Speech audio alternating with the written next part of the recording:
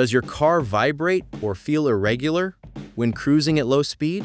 It might be your engine turning off cylinders.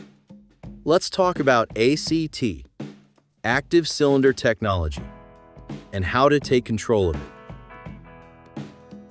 it. ACT, or Active Cylinder Technology, is a system that temporarily deactivates certain cylinders in low-load conditions to reduce fuel consumption. For example, in 4-cylinder engines, ACT can shut down 2 cylinders when the driver is cruising at a steady speed, effectively making the engine run like a 2-cylinder for short periods. Car manufacturers introduced ACT mainly to meet stricter emission regulations in Europe, improve fuel efficiency during highway or city cruising, reduce CO2 output for government compliance. While effective on paper, many drivers complain about vibrations, lag, or uneven throttle feel when ACT is active. Here are real-world cars where ACT is present and can cause discomfort. Volkswagen Golf 8, Audi A3,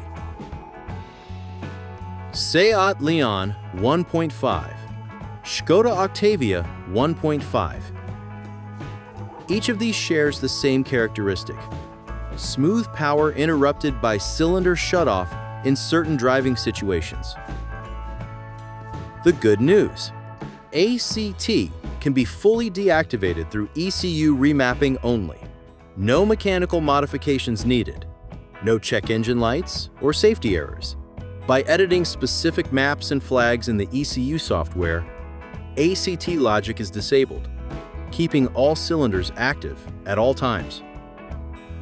Connect your ECU programming tool, for example, KES3, Bitbox, or Flex, to the vehicle and read the original ECU file to your computer. Launch ECM Titanium and import the original file.